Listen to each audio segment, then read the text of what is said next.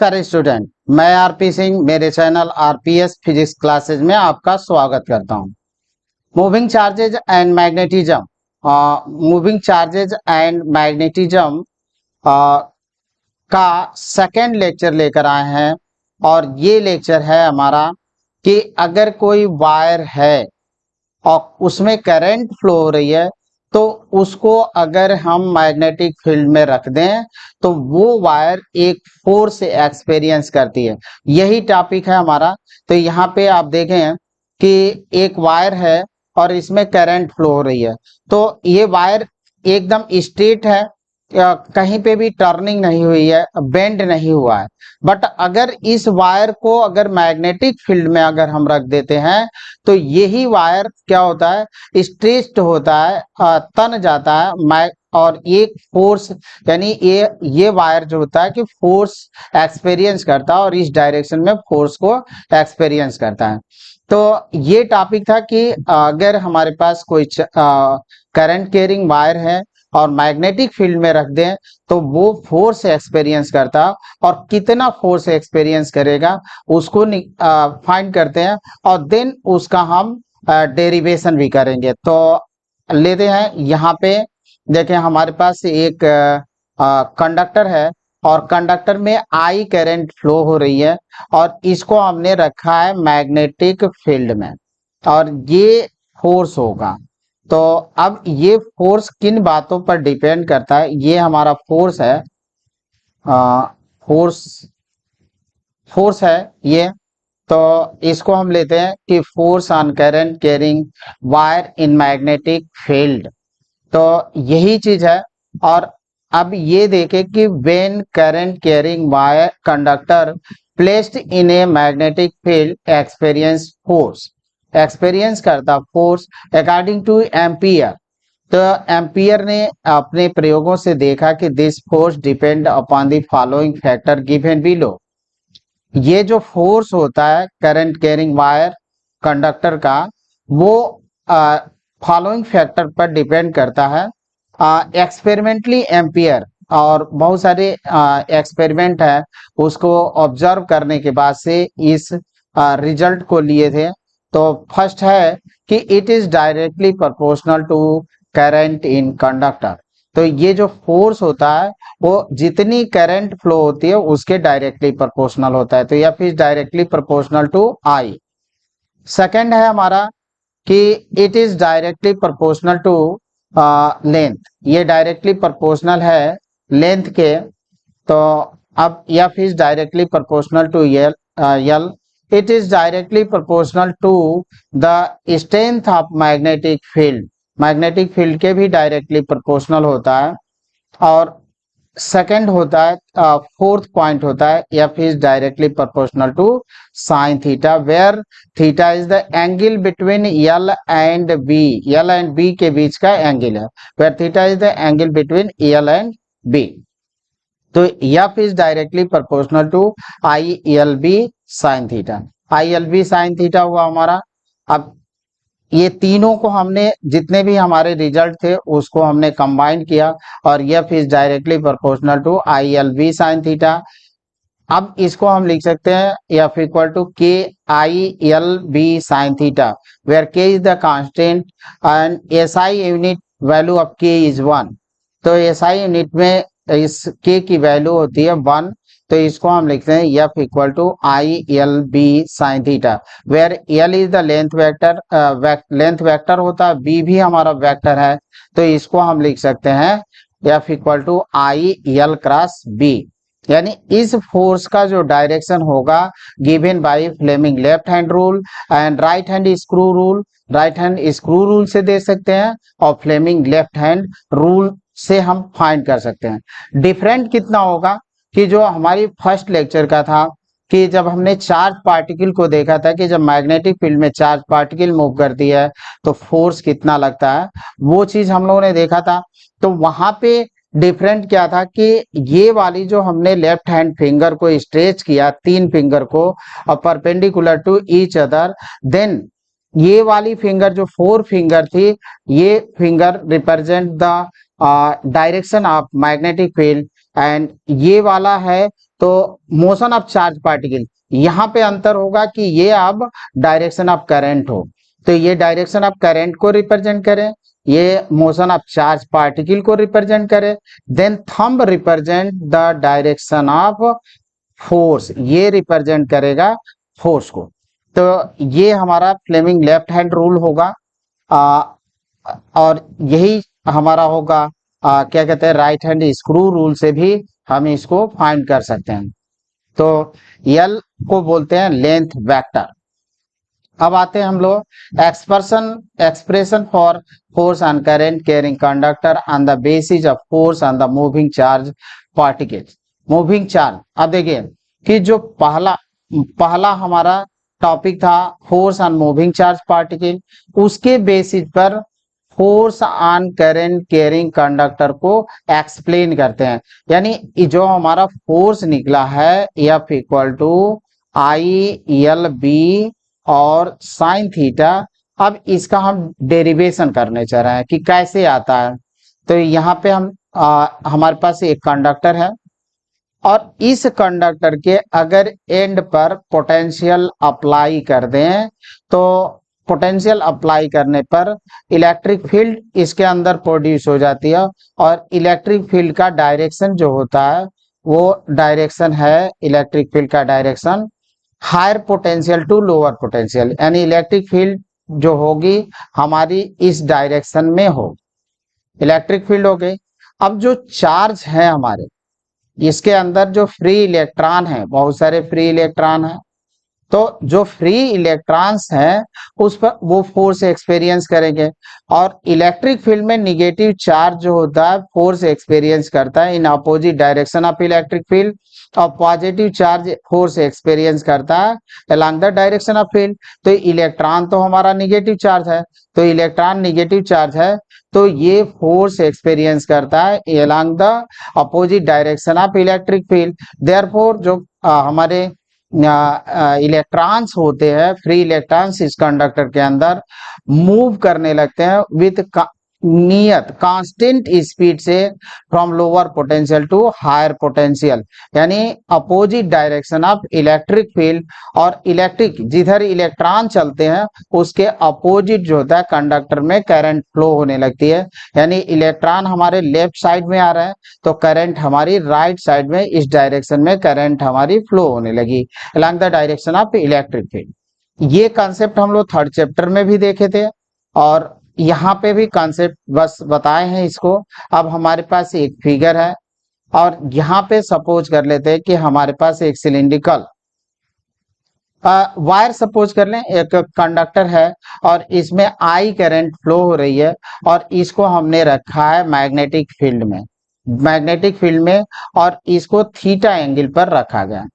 तो अब इस कॉन्सेप्ट से हमने देख लिया कि जो इसके इलेक्ट्रॉन होंगे वो ड्रिफ्ट वेलोसिटी से किस डायरेक्शन में, अपोजिट डायरेक्शन ऑफ करंट के अपोजिट डायरेक्शन में मूव करते हैं। तो ये हमारा vd स्पीड से इस डायरेक्शन में इलेक्ट्रॉन मूव करने लगे। इसमें बहुत सारे इलेक्ट्रॉन हो गए और हमने सपोज कर लिया कि ये जो कंडक्टर है उसकी लेंथ L है और इसका क्रॉस सेक्शनल एरिया जो है ये है, और ये सपोज कर लेंगे कि नंबर ऑफ फ्री इलेक्ट्रॉन पर यूनिट वॉल्यूम कितने हैं, वो स्मॉल n है। तो यहाँ पे कुछ सपोज करके चलते हैं। Suppose a conductor placed in a uniform magnetic field with theta angle from the direction of field। हमने मान लिया कि कंडक्टर है और यूनिफॉर्म मैग्नेटिक फील्ड में मैग्नेटिक फील्ड से थीटा एंगल पर रखा गया है। तो आते हैं suppose I current flow in the conductor, since current flow in the conductor due to direct drift motion of free electron। जो कंडक्टर में करंट फ्लो होती है वो फ्री इलेक्ट्रॉन के ड्रिफ्ट मोशन से या ड्रिफ्ट वेलोसिटी के कारण होती है। और यहाँ पे इस वाले फिगर में हम लोगों ने समझा कि इलेक्ट्रिक फील्ड अप्लाई करने से किस तरह से इलेक्ट्रॉन लोअर पोटेंशियल से हायर पोटेंशियल की ओर कांस्टेंट स्पीड ड्रिफ्ट स्पीड से मोशन करने लगते हैं और जिधर जाते हैं इलेक्ट्रॉन उसके अपोजिट डायरेक्शन में करंट हमारी फ्लो होने लगती है। तो ये हमारा सपोजिशन था। अब आते हैं उसी फिगर को हमने यहाँ पे ले लिया। Force on one electron magnetic force. अब हम लोग फर्स्ट लेक्चर में देखा कि अगर कोई चार्ज पार्टिकल है और मैग्नेटिक फील्ड में मूव कर रहा है तो उस पर फोर्स लगता है। अगर यहाँ पे तो मैग्नेटिक फील्ड से चार्ज पार्टिकल थीटा एंगल बना रही है, तो अब यहाँ पे इलेक्ट्रॉन जो है वो इलेक्ट्रॉन चार्ज पार्टिकल है और वीडी स्पीड से, ड्रिफ्ट स्पीड से मूव कर रहा है। तो अपोजिट डायरेक्शन ऑफ करंट, जिधर करंट जा रही है उसके अपोजिट डायरेक्शन में हमारा इलेक्ट्रॉन जो होता है मूव करने लगा। तो अब यहाँ पे फोर्स ऑन वन इलेक्ट्रॉन या मैग्नेटिक फोर्स, तो वन इलेक्ट्रॉन पर कितना फोर्स लगा, माइनस ई, और यहाँ से वेक्टर क्वांटिटी ले लेते हैं, ये भी वेक्टर रहेगा। तो वन इलेक्ट्रॉन पर जो फोर्स होगा, चार्ज पार्टिकल पर फोर्स लगता है Q V B sine theta. चूंकि इलेक्ट्रॉन निगेटिव चार्ज है तो यहाँ पे क्यू की जगह पर हम माइनस ई लेंगे, तो F1 minus E V D cross B. अब इसमें हम टोटल नंबर ऑफ इलेक्ट्रॉन निकाल लेते हैं कि कितने इलेक्ट्रॉन्स हैं इस कंडक्टर के अंदर। तो एक इलेक्ट्रॉन का फोर्स है, तो हम जितने टोटल नंबर्स ऑफ इलेक्ट्रॉन होंगे उसको मल्टीप्लाई कर देंगे। यानी इस तरह से हम निकालें, जैसे ऐसे होता है कि अगर आपके पास एक आम है और उसके दाम 5 रुपए है, कीमत है, और 5 आम है तो उसकी कीमत कितनी हो जाएगी, 25। यानी 5 में हमने 5 को मल्टीप्लाई कर दिया, तो वन इलेक्ट्रॉन पर जो फोर्स है हमारा F1 है, इस तरह से लिखे।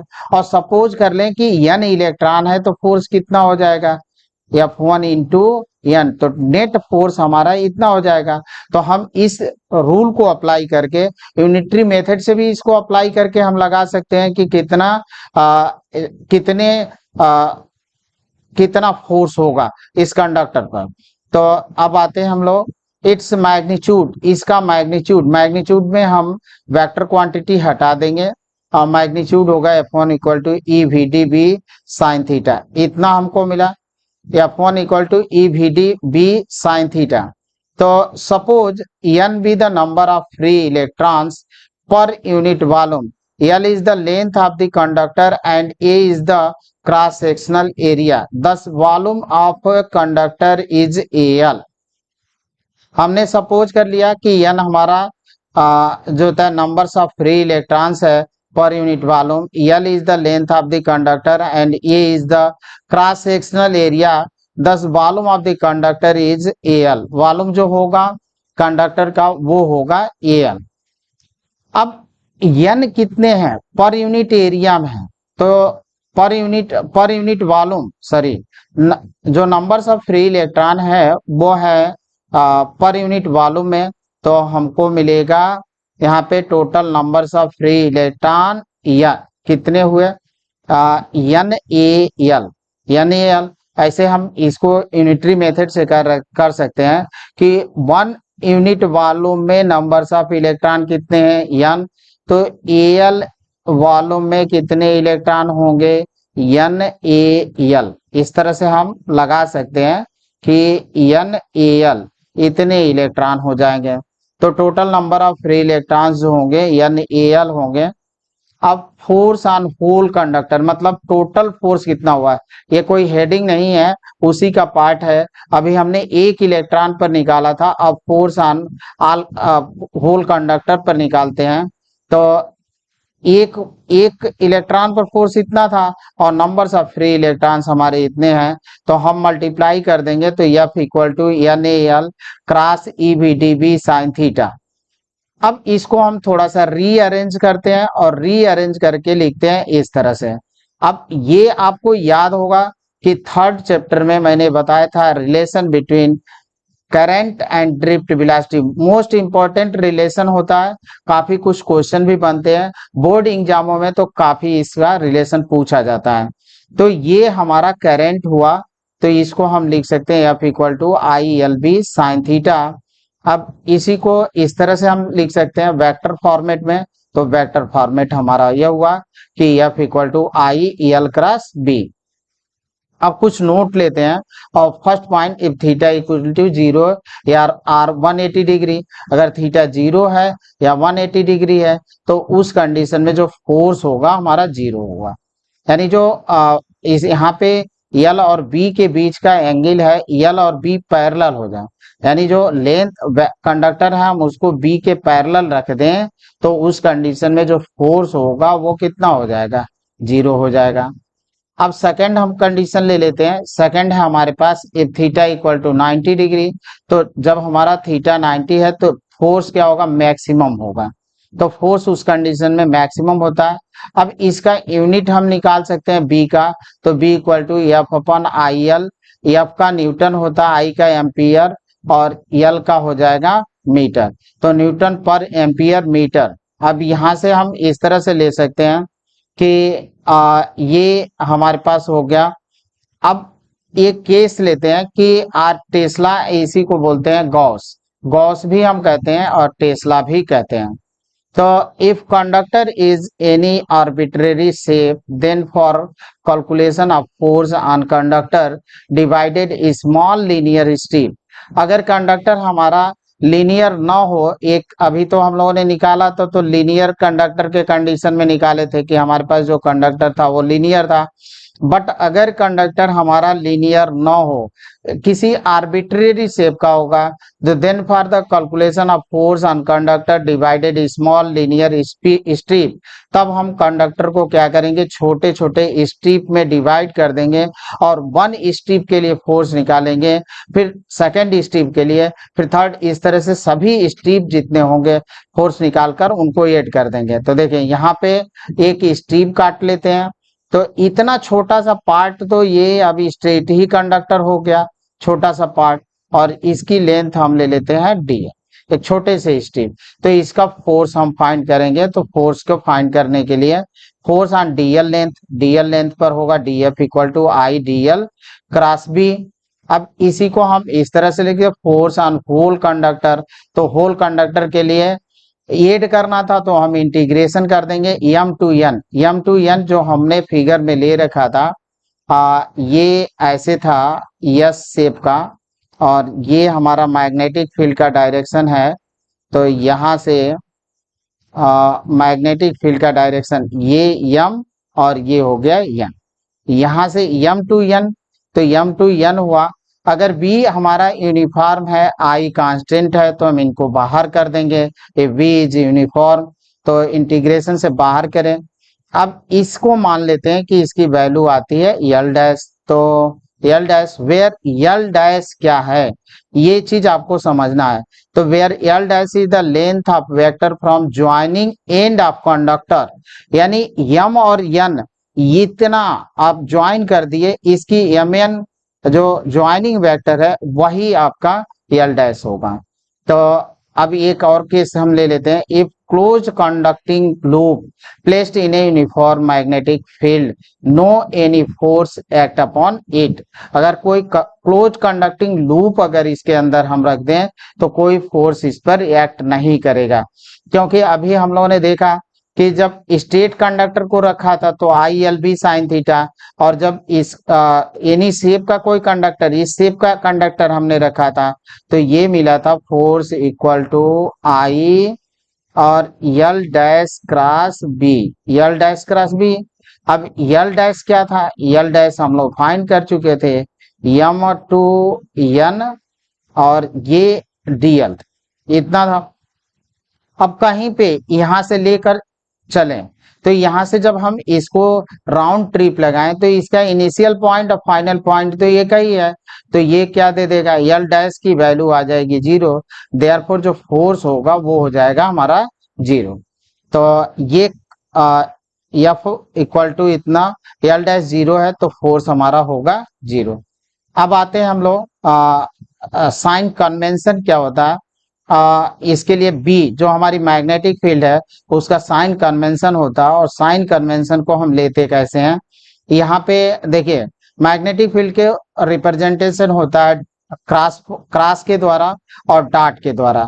तो जब क्रॉस होता है तो क्रॉस का कॉन्सेप्ट ये होता है कि इसको आप समझे कि प्लेन है कोई, और प्लेन में अगर करंट इस तरह से करंट इंटर कर रही है, इस तरह से इंटर कर रही है, तो जो हमारा फोर्स मैग्नेटिक फील्ड का डायरेक्शन होगा इनवर्ड डायरेक्शन, तो perpendicular to the plane of the paper directed inward. तो यहाँ पे जो अगर क्रॉस लगा तो जो मैग्नेटिक फील्ड होगी उसका डायरेक्शन होगा perpendicular to the plane of the paper inward. ऐसे अगर पेपर इसको हम सपोज कर लें या ऐसे ये पेपर सपोज कर लें और यहाँ पे क्रॉस लगा है तो मीन्स यहाँ पे मैग्नेटिक फील्ड का डायरेक्शन इधर है, इनवर्ड टाइप का है, नीचे की तरफ।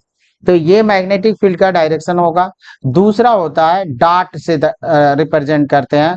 तो ये डार्ट है, अगर डार्ट लगा है तो मैग्नेटिक फील्ड का direction perpendicular to the plane of the paper होता है बट डायरेक्टेड आउटवर्ड। ये डार्ट पर आउटवर्ड होता है और क्रॉस पर इनवर्ड होता है। तो B is perpendicular to the plane of the paper directed inward. और यहाँ पे आप इसको क्लॉकवाइज रोटेशन से वो कर सकते हैं। देखें कि इस तरह से अपने अंगुलियों को क्लॉकवाइज, ये पेपर है और पेपर पर हमने ऐसे टर्न किया तो जो थंब है हमारा ये अंदर की तरफ जा रहा है, तो थंब हमारा अंदर की तरफ, तो क्लॉकवाइज इस तरह से क्लॉकवाइज रोटेशन जब करेंगे तो अब यहाँ पे सपोज करेंगे, देखें जिस तरह से इसमें करंट फ्लो हो रही है तो क्लॉकवाइज है तो ये नीचे की तरफ, ये नीचे की तरफ है क्लॉकवाइज में। तो पेपर अगर ये ऐसे आप रखेंगे अपने कॉपी को क्लॉकवाइज, अपने अंगुली को इस तरह से रोटेट कराएंगे तो इनवर्ड होगा। अब यही चीज सेकंड वाले पोर्शन में है हमारा कि B is perpendicular to the plane of the paper directed outward. तो अब देखें यहाँ पे रोटेशन लेके इसको कॉपी को समझे और इसको हम रोटेशन करें तो थंब हमारा ऊपर की तरफ है। तो थंब जब ऊपर की तरफ है, इस तरह से ऊपर की तरफ थंब है तो ये डायरेक्टेड किस तरह आउटवर्ड हो जाएगा, तब हमारा आउटवर्ड होगा। तो ये कॉन्सेप्ट है मैग्नेटिक। तो यहाँ पे एंटी क्लॉकवाइज डायरेक्शन में रोटेशन करते हैं। तो एंटी क्लॉकवाइज डायरेक्शन, यहाँ पे एंटी क्लॉकवाइज है, ऐसे रोटेट किया पेपर पर तो इस तरह से रोटेट करेंगे इस तरह से तो आपको मिल जाएगा एंटी क्लॉकवाइज डायरेक्शन में। तो थंब आउटवर्ड जा रहा है, पेपर अगर इसको अगर हम सपोज करते हैं तो ये आउटवर्ड डायरेक्शन में जा रहा है। अब आते हैं कुछ क्वेश्चन लेते हैं और क्वेश्चन है find force on each cases. Each cases very good question है, कॉन्सेप्ट पर आधारित क्वेश्चन है। हमारे पास तीन ये है और एक ही शेप है, half circular loop, half circular loop है और मैग्नेटिक फील्ड में प्लेस्ड किया गया है 3 कंडीशन में। यहाँ पे मैग्नेटिक फील्ड का डायरेक्शन है डायरेक्टेड इनवर्ड, यहाँ पे मैग्नेटिक फील्ड डायरेक्शन ऊपर की तरफ है, यहाँ पे इस तरफ राइट की तरफ है। तो तीनों केसों में हमको फोर्स कैलकुलेट करना है। तो यहाँ पे हमारे पास स्ट्रेट कंडक्टर भी नहीं है कि हम डायरेक्ट लगा देंगे स्ट्रेट कंडक्टर के लिए। तो हम लोग जो यस शेप का कंडक्टर लिए थे उस पर ये क्वेश्चन आधारित होगा। अब पहले को हम सॉल्व करेंगे तो पहला सॉल्व करने के लिए हमको क्या करना है, I L dash B, L dash क्या था आपका, यहाँ से जो हमारे सिरे थे उसको मिलाने थे तो वो लाइन ज्वाइनिंग वेक्टर था। तो L F1 I L dash B sine theta. अब मैग्नेटिक फील्ड का डायरेक्शन तो इनवर्ड है perpendicular to the plane of the paper और यम इस वेक्टर एल डैश का डायरेक्शन इस तरफ और मैग्नेटिक फील्ड का डायरेक्शन परपेंडिकुलर, तो एंगल कितना होगा, देखें मैग्नेटिक फील्ड जो है हमारी इस तरह से परपेंडिकुलर है मैग्नेटिक फील्ड और जो हमारा एमएन है इस तरह से, तो यहाँ पे एंगल कितना बन रहा है, 90 डिग्री का एंगल बन रहा है। तो 90, तो यानी एंगल तो हमको मिल गया। अब एमएन की वैल्यू है तो एमएन की वैल्यू यहाँ से यहाँ तक रेडियस आर है और ये भी आर है तो ये हो जाएगा 2r। तो हम इसको लिख देंगे L dash equal to M N और ये होगा 2r। थीटा 90 हो गया तो F1 इक्वल टू आई और एल डैश की वैल्यू हमने रखा 2r, B sine theta sine 90, sine 90 की वैल्यू हो गई 1 तो I into 2r B sine B हो गया। अब ये हमारा फोर्स हो जाएगा।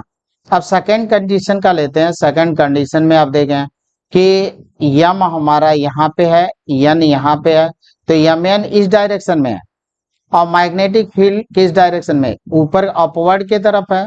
मैग्नेटिक फील्ड का डायरेक्शन हमारा ऊपर की तरफ है। इस मैग्नेटिक फील्ड जो है वो ऐसे ले लेते हैं, इस तरफ है मैग्नेटिक फील्ड। तो बी ये मैग्नेटिक फील्ड हो गया हमारा। तो मैग्नेटिक फील्ड का डायरेक्शन और ये, तो यहाँ पे एम एन 90 डिग्री का एंगल बना, फिर रिजल्ट हमको उतना ही मिलेगा। तो यहाँ से हम F2 निकाल आई एल डैश बी, तो F2 equal to I L dash B sine theta, L dash equal to M N, और ये हो गया 2R, और 2R ले लिए तो थीटा 90। अब आप निकाल सकते हैं F2 आई इंटू 2R बी साइन 90। अब ये हमको मिल जाएगा F2 equal to I 2R B, इतना हुआ। तो अब ये चीज हमको मिला। अब आते हैं थर्ड कंडीशन लेते हैं। तो देखें बी भी, एम एन भी हमारा उसी डायरेक्शन में है और बी भी उसी डायरेक्शन में, तो यहाँ पे थीटा मिल रहा है 0, मीन्स फोर्स जो होगा वो 0 होगा। तो थीटा 0 है तो F3 फोर्स निकाले तो ये हमको मिल जाएगा 0। और क्वेश्चन ले लेते हैं कुछ। आइए क्वेश्चन है हमारे पास, force on current carrying closed loop radius r in a uniform magnetic field which is an angle 30 degree with the normal will be। तो 0, बी पार्ट है 2 pi R I B, third part है 2√3 पाई R I B, और इसका D part है पाई R I B. तो पहली चीज तो आप देख लें, करंट कैरिंग क्लोज्ड लूप की बात कर रहा है। तो अभी तो हमने निकाल कर दिखलाया कि मैग्नेटिक फील्ड में अगर क्लोज लूप रखा गया है इस तरह से तो कोई फोर्स एक्सपीरियंस नहीं करता है, तो ये रिजल्ट हो गया 0। अब आते हैं क्वेश्चन कुछ और लेते हैं। A metallic rod of mass per unit length 0.5 kg per meter is lying horizontally on the smooth inclined plane which make an angle of 30 degree with the horizontal. The rod is not allowed to slide down by the flowing current through it when a magnetic field of induction 0.25 Tesla is acting on it the vertical direction. The current flowing in the rod to keep it stationary is। तो अब very good question है, और ये आपके NEET 19 का question है। Ampere दिया 7.14, 5.98 ampere, 14.76, और डी है 11.32।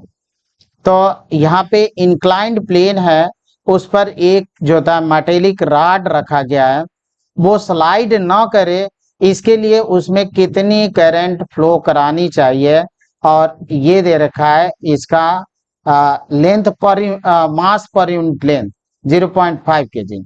तो m/l का मान दिया है, और मैग्नेटिक फील्ड अप्लाई है 0.25 टेस्ला। तो आइए इसको करते हैं हम लोग। यहाँ पे हमने बना लिया, ये है 30 डिग्री का, यहाँ पे भी है कितने का 30 डिग्री का। अब यहाँ पे मैग्नेटिक फील्ड देख रखा है हॉरिजॉन्टली अपवर्ड डायरेक्शन में, और यहाँ पे सपोज कर लेते हैं कि हम रॉड रख दिए।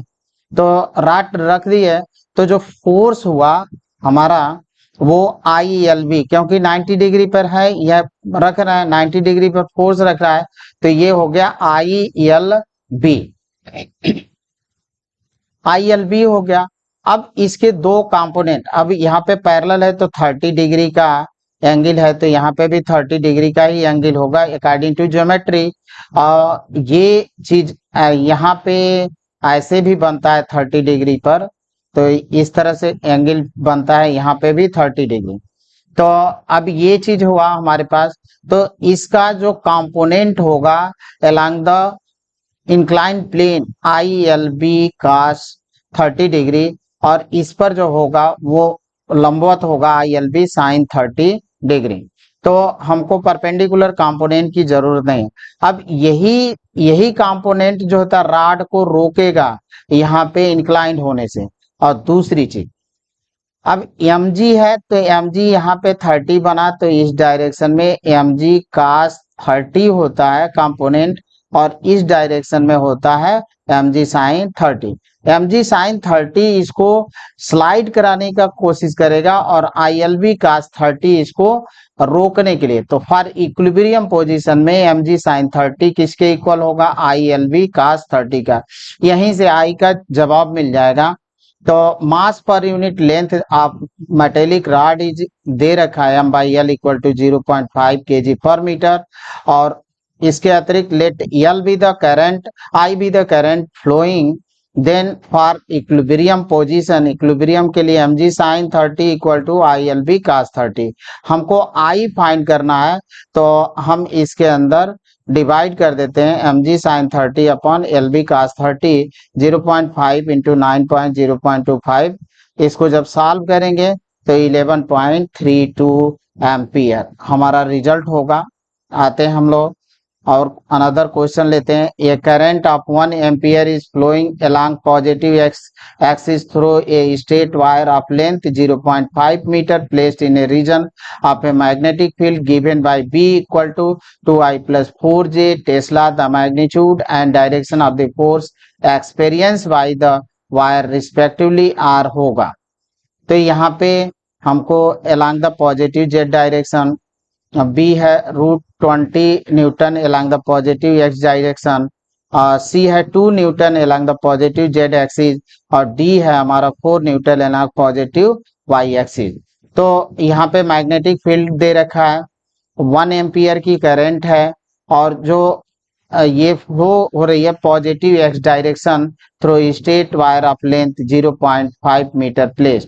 तो स्ट्रेट ये एक्स डायरेक्शन में है, तो इसको हम लिखे 0.5 I कैप। तो अभी इसको बस इसी कॉन्सेप्ट से हमको लगाना है। तो F equal to I L cross B, L है कितना I तो 1 एम्पियर है, L 0.5, यहाँ पे X डायरेक्शन में है तो लेंथ वेक्टर है तो I कैप ले लेंगे और B इक्वल टू हमको गिवन है, तो यहाँ पे हम इस तरह से लिख सकते हैं। अब देखें कि अगर दो वेक्टर हैं और इस तरह से लिखे गए हैं A1 I cap plus B1 J cap plus C1 K cap और इसमें हमको क्रॉस लगाना है A2 I cap plus B2 J cap plus C2 K cap. Then इसको हम डिटर्मिनेंट फॉर्म में लिख सकते हैं I J और K, और यहाँ पे A1 B1 और ये C1 होगा, A2 B2 C2, ये हमको मिला। अब इसको भी हम उसी फॉर्मेट में रख लेते हैं और देन इसको मल्टीप्लाई करेंगे। तो I जो हमारा फर्स्ट वेक्टर है I है, J और K नहीं है, तो पहले तो I J K हमको लिखना ही लिखना है यहाँ पे। अब यहाँ पे हम इस तरह से लिख दिए, तो I का कोफिशिएंट है 0.5 फर्स्ट वेक्टर में और J और K नहीं है तो उसको रख दिया 0। इसमें I का कोफिशिएंट 2 है, J का कोफिशिएंट 4 है और K का कोफिशिएंट है 0, तो 2 4 0 इस तरह से हमने लिख दिया। तो F इक्वल टू, अब इसको सॉल्व करना है, तो सॉल्व हम इस रो के थ्रू हम जो होता है कि इसका एक्सपेंशन कर देते हैं। तो 0.5 लिया हमने, 0.5 लेंगे यहाँ पे, तो ये एक्सपेंशन है और बाकी 0 होगा। अब जिसको ले रहे हैं इसको ले रहे हैं, तो इसके रो और कॉलम को हमको डिलीट कर देना है, इसको हम हटा देंगे तो हमको मिला I, यहाँ पे मिला J और ये हमको मिलेगा I J 2 0, सॉरी I ये वाला तो हट ही रहा है तो J K होगा, यहाँ पे J ले लेते हैं और यहाँ पे K, और ये होगा 4 और ये होगा 0। अब क्रॉस मल्टीप्लीकेशन आपको करना है, तो 0.5 और क्रॉस किए इसका मल्टीप्लाई, तो J का तो 0 हो गया और यहाँ पे -4K, और जब इसका रोटेशन यहाँ से हम करते हैं तो ये निगेटिव होता है, तो यहाँ पे माइनस लेंगे और देन 0.5 को हम लिख सकते हैं 1/2 और माइनस है ये, और ये हो गया इंटू -4K, तो ये कट गया, माइनस से माइनस प्लस हुआ तो 2K Newton. K means along positive, यहाँ पे निगेटिव पॉजिटिव आया है, तो हम इसका रिजल्ट ये लिखेंगे कि K का मतलब Z direction, positive Z direction में होगा। एक और क्वेश्चन ले लेते हैं। और क्वेश्चन है हमारे पास, a wire of mass 100 gram length 1 metre and current 5 ampere is balance in mid air by magnetic field, then the value of B is. B की वैल्यू कितनी होगी? 0.2 टेस्ला, 0.1 टेस्ला, 0.5 टेस्ला, 0.6 टेस्ला। अब आप देखें कि एक वायर है और इस मिड पॉइंट में एयर में लटक रहा है, तो यही तो कंसेप्ट होगा। एयर में लटक रहा है तो इसका वेट नीचे के तरफ और फोर्स इसको ऊपर के तरफ कोई खींचेगा, तब फोर्स यहाँ पे लगा ऊपर के तरफ, और ये दोनों इक्वल होंगे, फोर्स और mg वेट इक्वल होंगे। उस कंडीशन में क्या होगा? ये एयर में लटकेगा, अदरवाइज नहीं लटकेगा। तो यही कंसेप्ट हमको ले लेना है कि एयर m इक्वल टू दे रखा है 100 ग्राम, इसको हम 1000 को डिवाइड कर देंगे, केजी में चेंज कर लिया। एल है हमारा 1 मीटर, आई है 5 एम्पियर, तो mg equal for a wire balanced in midway air by the magnetic field is कितना हुआ? mg equal to I L B, और यहां से हमको बी कैलकुलेट करना है, तो आई एल को इसके नीचे डिवाइड कर देंगे, सबकी वैल्यू पुट किए और सॉल्व करेंगे तो हमको मिलेगा 0.2 न्यूटन। अब एक और क्वेश्चन लेते हैं, लास्ट क्वेश्चन है। A straight wire of length 2 meter carries a current of 10 ampere. If this wire is placed in a uniform magnetic field of 0.15 Tesla, making an angle of 45 degree with the magnetic field, the applied force on wire will be। अब यहाँ पे force हमको calculate करना है, कितने force होगा, तो ये ले लिया हमने। अब सबकी वैल्यू यल दे रखा है, ये गिवन है, एंगल भी गिवन है, तो हमको बस आई एल बी फॉर्मूला लगाना है। तो यहाँ से हम फॉर्मूला लगा देंगे, force on a current carrying wire in a uniform magnetic field, F equal to I L B, सबकी वैल्यू पुट करते हैं।